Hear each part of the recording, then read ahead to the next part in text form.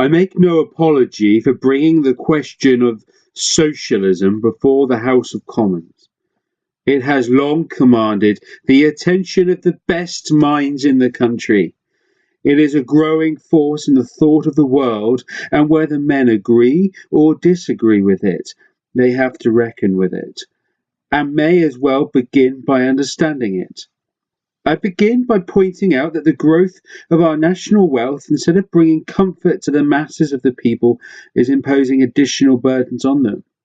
We are told on high authority that some 300 years ago the total wealth of the English nation was 100 million sterling. At the beginning of the last century it had increased to 2,000 millions, and this year it is estimated to be 13,000 millions. When our population during the last century increased 3.5 times, the wealth of the community increased over 6 times. But one factor in our national life remained with us all through the century, and is with us still, and that is at the bottom of the social scale there is a mass of poverty, a misery equal in magnitude to that which obtained 100 years ago. I submit that the true test of progress is not the accumulation of wealth in the hands of a few, but the elevation of a people as a whole. I admit frankly that a considerable improvement was made in the condition of the working people during the last century. At the beginning of the 19th century, the nation industrially was sick almost unto death.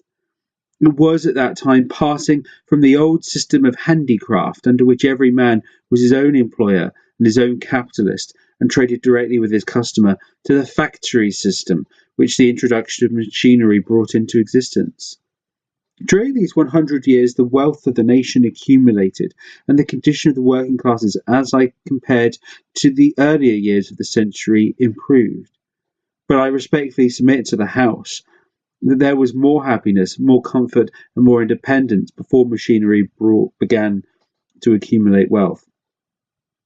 The high standard of comfort reached by the labouring classes at the end of the last century has not brought them that happiness which obtained in England 300 years ago, when there was no machinery, no large capitalists, no private property in land, as we know it today, and when every person had the right to use the land for the purpose of producing food for himself and his family.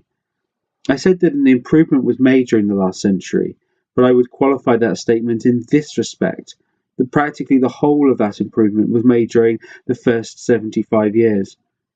During the last quarter of the century, the condition of the working classes has been practically stationary.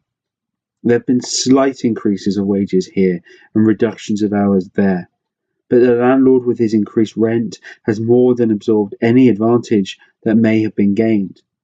We are rapidly approaching a point where the nation will be called upon to decide between an uncontrolled monopoly conducted for the benefit and in the interest of its principal shareholders, and a monopoly owned, controlled, and manipulated by the state in the interest of the nation as a whole. I do not require to go far afield for arguments to support that part of my statement concerning the danger which the aggregation of wealth in a few hands is bringing upon us. This House and the British nation know to their cost and the danger which comes from allowing men to grow rich and permitting them to use their wealth to corrupt the press, to silence the pulpit, to degrade our national life, and to bring reproach and shame upon a great people, in order that a few unscrupulous scoundrels might be able to add to their ill-gotten gains. The war in South Africa is a millionaire's war. Our troubles in China are due to the desire of the capitalists to exploit the people of that country, as they would fain exploit the people of South Africa. Much of the jealousy and bad blood existing between this country and France is traceable to the fact that we went to war in Egypt to suppress a popular uprising, seeking freedom for the people, in order that the interest of our bondholders might be secured.